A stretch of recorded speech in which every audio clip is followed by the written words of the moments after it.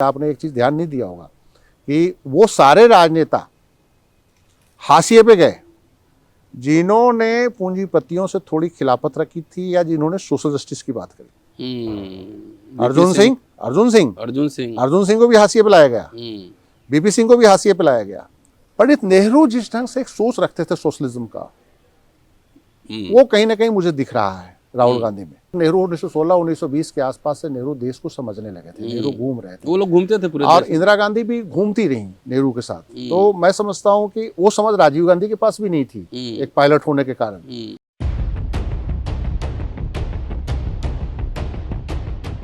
संजीव जी, एक बात बताइए, राहुल गांधी खास तौर से पिछले कुछ वर्षों से जब भारत जोड़ो न्याय यात्रा उन्होंने शुरू की, भारत जोड़ो यात्रा पहले, फिर भारत जोड़ो न्याय यात्रा, कॉर्पोरेट के खिलाफ मुखर होकर बोल रहे हैं, कास्ट सेंसस पर बोल रहे हैं, सोशल जस्टिस पे बोल रहे हैं तमाम। और ये बात तो वैसे रीजनल पार्टी को ज़्यादा मुखरता से करनी चाहिए थी, लेकिन बहुत दिनों बाद कांग्रेस में इस तरह का स्वर आ रहा है। और अडानी के खिलाफ भी पार्लियामेंट में मोदी और अडानी का फोटो लेके गए थे। तो क्या पूरा डिज़ाइन जो है, क्या राहुल गांधी को डिस्पोज ऑफ करने के लिए, हटाने के लिए? नहीं, देखिए राहुल गांधी कहीं ना कहीं, देखिए राहुल गांधी लीडरशिप की भूमिका से, देखिए जब राहुल गांधी जिस तरीके से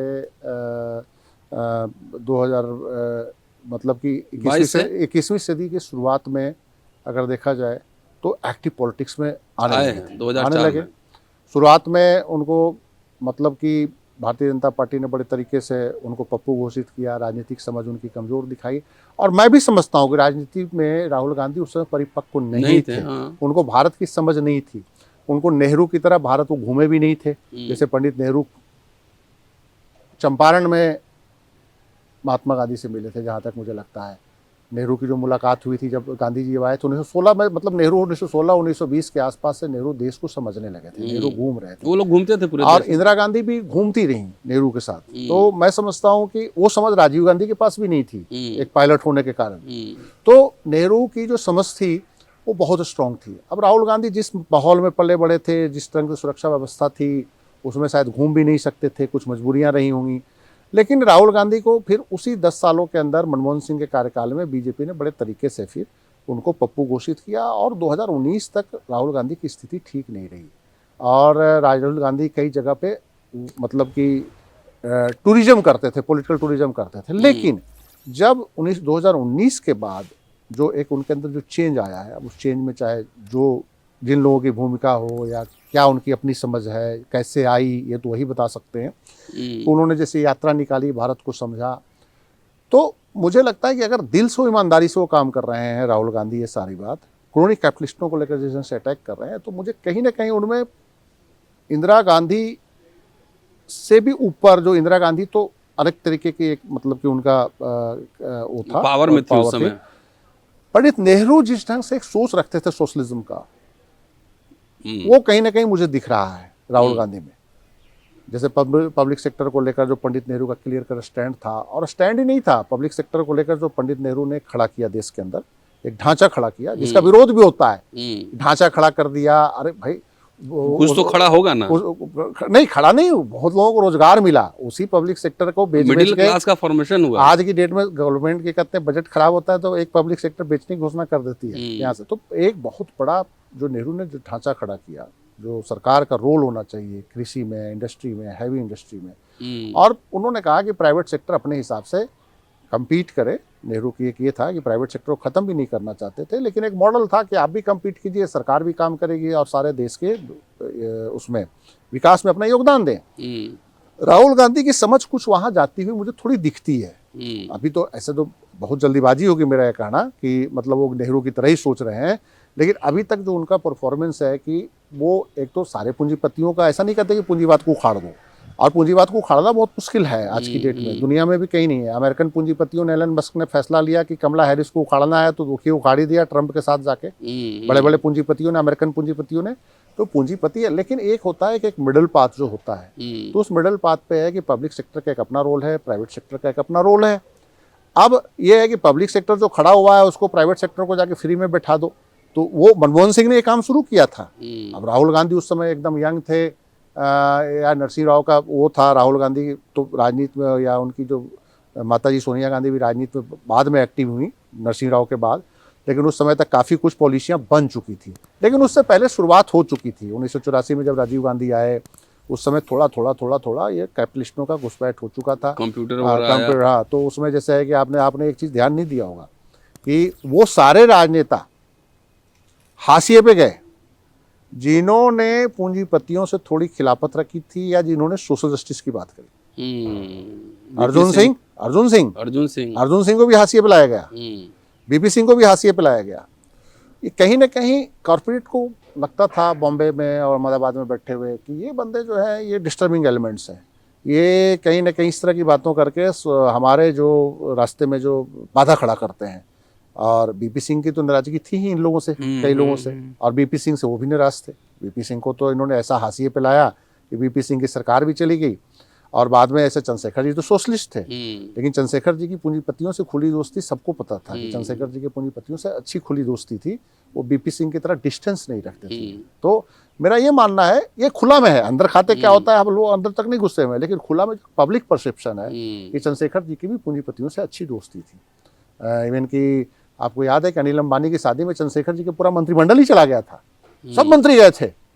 अनिल अंबानी और उनकी शादी जब हुई थी वो टीना मुनीम की, तो उस समय चंद्रशेखर साथ भारत के प्रधानमंत्री थे, जहां तक मुझे याद आ रहा है। तो ये जो पूरी की पूरी स्थिति है, उन पूरी स्थितियों में राहुल गांधी की जो समझ है वो स्ट्रांग होती दिख रही है।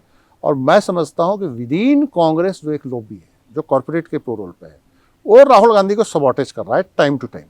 मतलब कांग्रेस जो राहुल गांधी जो भाषा बोल रहे हैं वो पूरी पार्टी की भाषा नहीं है। नहीं, 100% नहीं है वो पार्टी की भाषा तो 1991 में अपनी जो पॉलिसियों के अगेंस्ट बोल रहे हैं। जो 1991 में लिबरलाइजेशन की पॉलिसी जो नरसिंह राव की सरकार ने शुरू करी और जिस ढंग से वो मनमोहन सिंह उसमें वित्त मंत्री थे, बाद में प्राइम मिनिस्टर भी बने वो 2004-05 में जब यूपीए की गवर्नमेंट 10 साल रहे। तो वो जो पॉलिसी थी, मनमोहन सिंह ने एज ए वित्त मंत्री अगर उनका काम देखेंगे मनमोहन सिंह का और एज ए प्राइम मिनिस्टर काम देखेंगे तो थोड़ा सा उसमें डिफरेंस आ जाता है। फिर मनमोहन सिंह जब 2004-05 में प्राइम मिनिस्टर बनते हैं, अटल बिहारी वाजपेयी की जब सरकार चलती है, तो अटल बिहारी वाजपेयी ने जिस ढंग से फ्री कर दिया था कुछ सेक्टर्स को, जिस ढंग से वो होटल बेच रहे थे, अच्छे पब्लिक सेक्टर के इन्वेस्टमेंट मिनिस्ट्री बना दी थी। अरुण शौरी साहब शायद उसके मंत्री थे, जहां तक अगर मुझे गलत ना हो, कमाक प्लेस में ऑफिस था। हाँ, तो अरुण शौरी साहब जो बहुत बड़े पत्रकार और बड़े क्रांतिकारी पत्रकार थे, इंडियन एक्सप्रेस के जो एडिटर रहे हैं, तो वो जो है वो शायद उसके मंत्री थे। और मेरा ये मानना है कि मनमोहन सिंह ने थोड़ा सा क्या किया कि 1990 से 96 के बीच जो स्थिति थी उससे चेंज लाते हुए उन्होंने फिर देखा कि नहीं, जैसे राइट टू फूड लेके आए, राइट टू एजुकेशन लेके आए, कुछ ऐसी चीज़ों को भी लेके आए, आरटीआई लेके आए, सब तमाम चीज़ों को इसलिए लेके आए तो उससे लगा कि नहीं, कहीं ना कहीं वो मिडिल पाथ अपनाने लगे कि कहीं एकदम ही स्थिति ना खराब हो जाए, क्योंकि वाजपेयी जी ने थोड़ी सी स्थिति वैसी करी थी। और उसके बाद न्यू पेंशन फिर आप देखिए 2009 में एक और मनमोहन सिंह का फैसला जो है वो उनको 2009 में दोबारा सत्ता में लाने में कामयाब हुआ, फार्मर्स के लोन माफी पे। फार्मर्स के लोन करोड़ जो है, हाँ 60 या 70 हज़ार करोड़, पी चिदम्बरम साहब शायद वित्त मंत्री थे जहां तक मुझे याद आ रहा है। तो फार्मर्स का लोन माफी एक कहीं ना कहीं इस साइन दे रहे थे कि देखिए हम प्रो कैपिटलिस्ट जो हमारे ऊपर है, मनमोहन सिंह जो है, तो वो कहीं ना कहीं कह रहे थे कि नहीं, हम थोड़ा सा प्रो पुअर भी हैं, प्रो फार्मर्स भी हैं। और आप देखिए कि मनमोहन सिंह के टाइम में अगर 10 साल का आंकड़ा लीजिए तो राइट ऑफ कितना हुआ है, जो पूंजीपतियों का जो लूट हुई है उसमें 1 लाख करोड़ से ज़्यादा का नहीं हुआ है। और अब जो है नियर अबाउट, खुद पार्लियामेंट में सरकार ने कहा है कि 2014-15 से लेके 2024 तक हमने लगभग 14 लाख करोड़ रुपया राइट ऑफ किया है, एनपीओ को राइट ऑफ में डाल दिया है। तो मनमोहन, अच्छा, अब जब किसानों का लोन माफी का वो जब ये इस सरकार में होता था तो लोग कहते थे कि देखिए बैंकिंग कल्चर खत्म हो जाएगा। ये पी चिदम्बरम भी बोलते थे, पी चिदम्बरम भी बेसिकली एक प्रो कॉर्पोरेट और कहीं ना कहीं मान के चलिए कि उनके साथ एक बड़े अच्छे रिलेशन है उनके साथ, पूंजीपतियों के साथ। और आप देखिए कि वित्त मंत्री भी रहे। तो मेरा ये मानना है कि मनमोहन सिंह ने क्या किया कि मनमोहन सिंह ने उसमें काफ़ी 2004 के बाद आने के बाद कहीं एक लॉबी थी जो कहती थी कि नहीं, ये भी चलिए उधर जो पूंजीपतियों के लिए करना है कीजिए, लेकिन इधर गरीबों के लिए भी कुछ कीजिए।